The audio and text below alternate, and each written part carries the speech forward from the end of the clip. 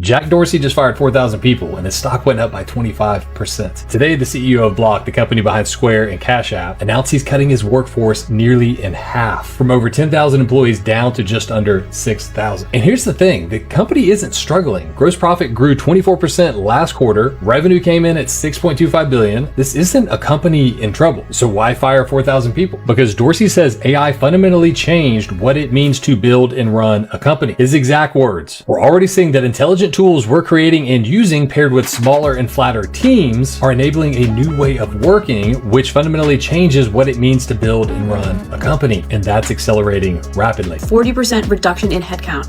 And he told the world most companies are going to do the same within the next year. His words, not mine, said, "Within the next year, I believe the majority of companies will reach the same conclusion and make similar structural changes." Let's talk about what this means for your role. If you're in a role that is primarily execution, doing a task that follows a very defined, systematic process, you are most at risk. If you're in a role that is primarily judgment, making decisions that require contact, relationships, experience that can't be encoded, you're in a better position. But here's the nuance that everybody misses. The people who didn't get laid off at Block are the people who know how to work with intelligence tools. They're the ones who can direct, supervise, engage, evaluate, and improve AI outputs. Jason Lemkin at SaaStr placed 8 salespeople with 20 AI agents. Now they're managed by 1.5 people. Everything you were told about job security just got exposed as a lie. Your entire life, you were handed the same blueprint.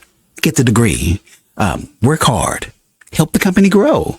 And if you did that, you'd be safe. Your performance would protect you. Your loyalty would matter. Your contribution to the bottom line was supposed to be your insurance policy, right? But this week, the system quietly revealed what the deal was actually worth. You see, on March 12th, Jack Dorsey, the CEO behind CashApp and Square, cut 4,000 jobs. And it wasn't because the company was failing. No, because the company was willing. Revenue was over $6 billion. Gross profit up 24%. By every traditional metric, the company was thriving, right? And right in the middle of that success story, 4,000 people were erased from the payroll overnight. And then something happened that should have everyone watching this video cold. The stock went up. Wall Street didn't punish the layoffs. Wall Street rewarded them. Investors literally celebrated the removal of human beings from the spreadsheet. Think about what that means. The market just proved something brutal. The fastest way for a company to increase value is to remove the people creating it. You know, I have a name for moments like this. I call it the profitable execution. Because modern corporations are no longer measured by how many people they build up. No, they're measured by how efficiently they can remove them. But the layoffs weren't even the most revealing part. What came next was, because Dorsey said something most executives would never say out loud. He said, "I don't think we're early to this realization. I think most companies are late." Let that sink in, because he's not describing a trend that's coming.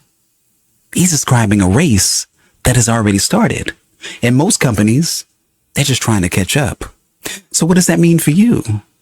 Well, that means somewhere right now, your manager is sitting in a meeting looking at some software tools that can compress your entire 40-hour work week into a few seconds of computation. They're running the numbers. They're watching the margins. And the moment that math tips in the favor of software, the decision about your position has already been made. We've already seen the early signals. I mean, Shopify told employees they must prove AI cannot do a job before asking for more hiring. Klarna openly bragged about replacing hundreds of workers with automation. Not apologizing, bragging. This isn't a tech industry story, though. This is a system incentive story because the financial architecture that governs corporations today structurally rewards one thing: replacing human labor with software. So the only real question left is this: what do you think companies incentivized by profit are going to do next? Now let's bring that reality home right here in Los Angeles. From the startup corridors of Santa Monica and Venice to the high rises of downtown Los Angeles, to every venture-funded office calling itself part of Silicon Beach. You see, this city runs on white-collar income.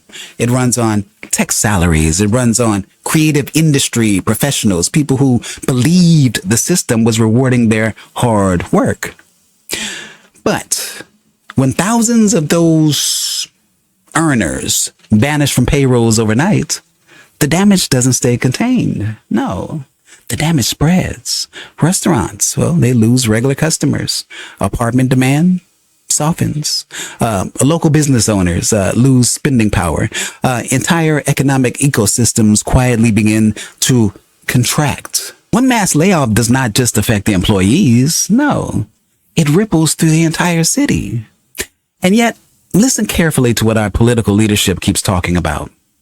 Job creation, economic equity, opportunity. But notice the silence.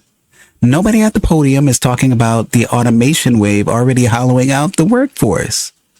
Because if people truly understood how fragile the employment system has become, the political narrative built around it would collapse overnight. So, what's the real takeaway here? Stop expecting the system to protect you. It won't. That contract was never real. Corporations do not offer job security anymore. They offer something else. Temporary relevance. And the moment a cheaper, faster, more scalable alternative appears, that relevance expires. The biggest shift happening right now is not political. It's structural. The modern economy is quietly engineering out its dependency on the very workforce it trained to depend on it. The people who understood ownership, leverage, and independence early, they're positioned. The people still waiting for a corporation to prove they're valued, they're exposed. And if you've been waiting for someone to give you a clear warning about what is happening, this is it. This is Wolf Kage Los Angeles, where we analyze the system the way it actually operates, not the polished version they market to keep people comfortable. If you're already seeing this shift happen in your industry, drop the word reality in the comments below. Subscribe to Wolf Kage Los Angeles. Stay sharp. Stay positioned. Because the people who see the shift first are the only ones who still have time to move before it moves them.